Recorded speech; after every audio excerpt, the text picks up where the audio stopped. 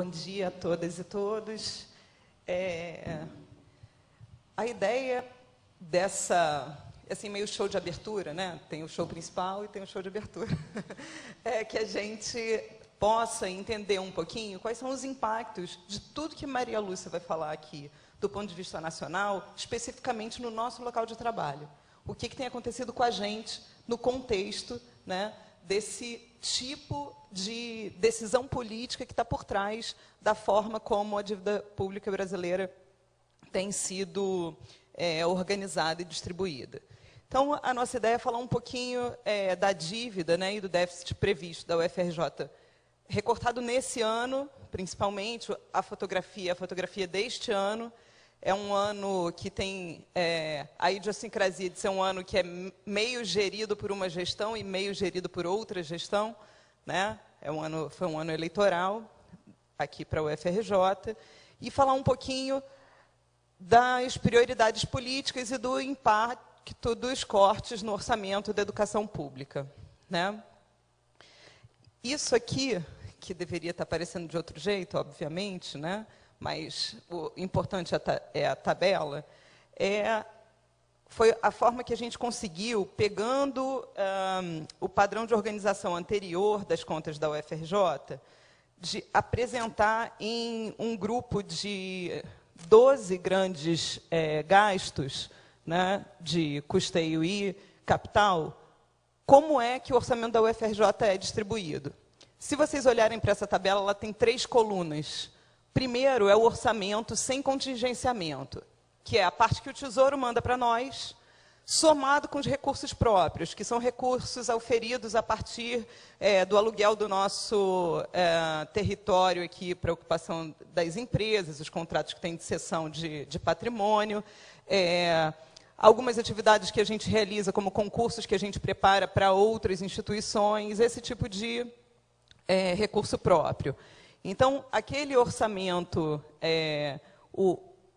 essa coluna aqui, esse número final, né, é o orçamento total sem contingenciamento, certo? Aí, eu gosto de ficar em pé aqui e botar a mão no negócio. Assim, esse número aqui, 438 mil, foi o que no Conselho Universitário, no final do ano passado, foi aprovado, né, foi apresentado como orçamento total da UFRJ. Esses recursos foram distribuídos nesses grandes grupos dessa forma que vocês podem ver, né? O primeiro grande grupo, que é o grupo de maior gasto nosso, são os serviços terceirizados. Vigilância, limpeza, hospitais, inclusive extraquadros e manutenção. Manutenção aqui a gente está falando do pessoal que trabalha na capina, do pessoal que faz a jardinagem. Esses gastos são fundamentalmente gastos com pessoal. O tipo de política que foi feita na carreira, em especial dos técnico-administrativos, nas universidades públicas, implicou que parte expressiva e sem nenhuma demagogia, mostrando o número, a maior parte, 1/3 do orçamento de custeio da UFRJ é direcionado para pagar pessoal terceirizado. O custeio é usado para pagar pessoal. Cortaram o nosso pessoal e enfiaram ele na nossa verba de custeio, comprometendo 1/3 do nosso orçamento. O segundo maior gasto é a assistência estudantil, que são as bolsas, os auxílios e os restaurantes universitários. Nesse grupo, o maior gasto são com os restaurantes universitários. Não são só os insumos, é também pessoal aqui. É contrato de empresa terceirizada. Os serviços de rede são as tradicionais grandes empresas de energia elétrica, telefonia, correios, água e esgoto, né, que é o terceiro maior gasto. Que é um gasto de estrutura, uma estrutura tão grande quanto a nossa, que tem 70 mil habitantes, né? É razoável que esses gastos sejam elevados. A reestruturação, conservação e segurança da instituição só aparece em 4º lugar, né, do ponto de vista assim, da manutenção dos prédios, a manutenção de todos os equipamentos, a restauração dos nossos 13 prédios históricos tombados, né? E depois desses gastos todos, aparece a coisa que devia ser a principal: as ações acadêmicas, bolsas, os programas do MEC, o apoio ao evento, os elementos de internacionalização, né, quando a gente faz os intercâmbios com o exterior, a inclusão, toda a parte de adaptação para o atendimento das pessoas que entram por cotas na universidade, e a capacitação dos técnicos e os concursos. Essa parte, ações acadêmicas, é a 6,5% do nosso orçamento, que é uma coisa um pouco, né, estranha do ponto de vista da prioridade. Se é verdade que a assistência estudantil está ali em segundo lugar, aparece apenas em quarto lugar as ações acadêmicas, né, que seriam nossas principais prioridades. Isso nos chama a atenção, né? Depois vem o material de consumo, que são os elementos fundamentais para o funcionamento das atividades básicas da universidade: almoxarifado, combustíveis, gases, insumos de biotérios, né? Outros serviços de terceiros. Essa conta, sim, deveria ser aquilo que a gente, de fato, terceiriza, que é: vamos montar um palco para apresentação do Conhecendo o FRJ. Aí a gente terceiriza, faz sentido, certo? Não precisa ter uma pessoa que tenha a função de montar palco na universidade. Apoio a projetos e cursos eventuais, diárias e passagens, que dizem por aí que o professor só faz viajar, né? Não é isso? Parece que não é um gasto tão relevante. O gasto de diárias e passagens é de 1% do orçamento total. Então, assim, não é aqui que está o problema. E um fundo emergencial que a gente sempre precisa ter, porque pode ser que caia, por exemplo, o telhado da Escola de Serviço Social, o telhado do Pedro Calmon, essas coisas assim, a gente precisa ter um fundo emergencial para dar conta. Pode ser que aconteça, né? Então, o custeio total nosso, né, envolve essas 12 grandes categorias, e a gente só tem, para investimento, 13% do orçamento alocado. Mas o detalhe da história não é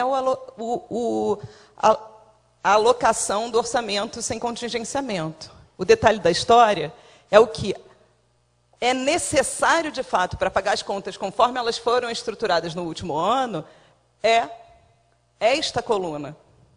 Essa é a despesa, de fato, contratada, que vai incorporar todos os aumentos, né, dos custos associados aos preços administrados: aumento de combustível, aumento de luz, aumento de todos os custos relativos à telefonia. Tudo que os preços foram liberados esse ano, né, estão aqui nessa despesa contratada. Também estão nessa despesa contratada as repactuações dos contratos que não foram feitas nos últimos 4 anos.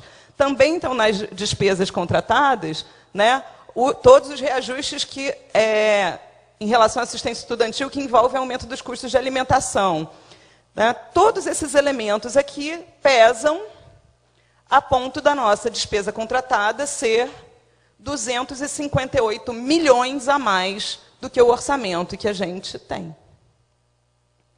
258 milhões a mais é, assim, muito. Né?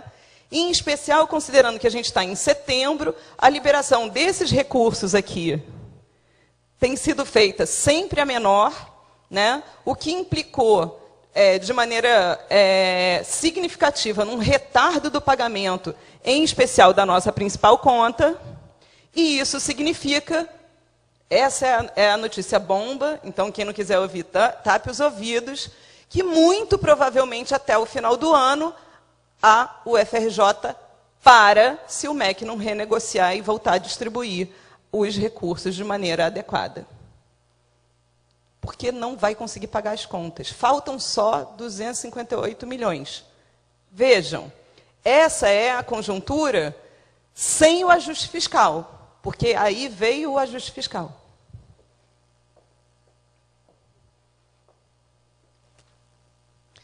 O ajuste fiscal significou para nós essa notícia. Ela ainda não veio formalizada, ela foi um anúncio apenas, não veio ainda um papel avisando, né, que é um contingenciamento de 10% da verba de custeio e 50% da verba de capital. Só para esclarecer, não dos 600 milhões, dos 400, tá?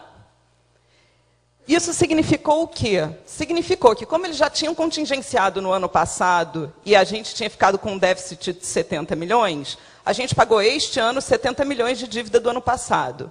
Eles contingenciaram 37 milhões de custeio, 32 milhões de capital, somando 70 milhões. Então, do orçamento, que já ficava deficitário, de 258 milhões, ainda foram retirados 140 milhões.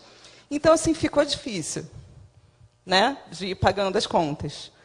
Mais ou menos aquilo aconteceu. O orçamento contingenciado com o corte, né, incluído o pagamento das dívidas de 2014, nos implica uma situação em que a gente tem um déficit previsto para o final do ano, se não houver novas repactuações, se não aparecerem novas multas, aquilo ali é previsto. Se não aparecer nenhum outro tipo, né, de problema, porque a gente tem problemas sistemáticos com as empresas terceirizadas, a gente sistematicamente tem que romper contrato, assumir diretamente o ônus do pagamento dos terceirizados, porque eles passam 2, 3 meses sem pagar os terceirizados, né? Eles não pagam o ticket de alimentação, não pagam o vale transporte. São essas empresas que trabalham com as pessoas que trabalham conosco todos os dias, né? Isso, né, para nós, significará um déficit de 328 milhões. Aí eu queria mostrar isso para vocês, acho que isso é importante. Significa um ajuste fiscal, assim, para a gente? Significa que não funcionará. E não funcionará com o segundo pacote de uma maneira ainda mais radical, porque o segundo pacote propõe a retirada do abono permanência dos 620 docentes e 1.380 técnico-administrativo trabalhando com abono permanência e que sairão, pedirão aposentadoria. Alguns já estão fazendo isso, inclusive, previamente, anunciando suas aposentadorias, independentemente de sair ou não o abono permanência. Aí se diz, poxa, vai renovar, né? Vão sair 2.100 técnicos e docentes e vão entrar novos. Não, porque eles estão proibindo os concursos. E junto com esses técnicos, junto com esses docentes, também sai todo o conhecimento acumulado por eles. Substituir velhos por novos não é uma atividade simples e que possa ser feita de uma tacada só, né? Para concluir, eu acho que vale a pena a gente pensar o seguinte: será que esse tipo de ação para a universidade pública, né, esse tipo de política para a universidade pública, tem uma intencionalidade de acabar com ela? Acho que vale a pena a gente pensar isso, né? A gente pode pensar que são apenas pessoas cínicas olhando um número e dizendo, se eu cortar o abono permanência, eu vou ter um menor déficit fiscal. Mas o impacto efetivo disso na vida da gente aqui todo dia é a perda do conhecimento na universidade. É a perda da capacidade de realização das atividades na universidade. É um buraco que, junto com o buraco orçamentário, vai significar o fechamento da maior universidade do país. A gente não pode deixar isso acontecer. Então, para combinar com o que vem depois, eu fiz uma pizza do orçamento, né, mostrando as proporções do ponto de vista da imagem, para a gente entender que 32,4% do nosso orçamento é destinado para serviços terceirizados, né? Apenas 17% para assistência estudantil, e não é todo ele na forma de bolsa, boa parte tem a ver com os gastos, né, terceirizados com os restaurantes. Os grandes serviços de rede ocupam 12% e a gente só vai ter as ações acadêmicas 6,9%, não, desculpa, restauração e conservação 6,9%, e as ações acadêmicas aparecendo aqui só com 6,5% dos gastos totais. Finalmente, o último destaque que eu queria fazer é o seguinte: não existe uma universidade em expansão que destine apenas 13,4% do seu orçamento em investimento. Se a universidade está em expansão, ela tem no mínimo de 20% do seu orçamento em investimento. Então, fazer um projeto, né, um programa de expansão da universidade e criar um orçamento que apenas permite que 13% seja destinado para o investimento significa, sim, uma expansão precarizada. A gente precisa ver isso, né? Olhar qual o impacto disso do ponto de vista da despesa contratada e, finalmente, a dívida da UFRJ. Para combinar com a dívida pública nacional, são 42% da nossa dívida, né, destinadas a pagamentos de terceirizados. É isso. Muito obrigada.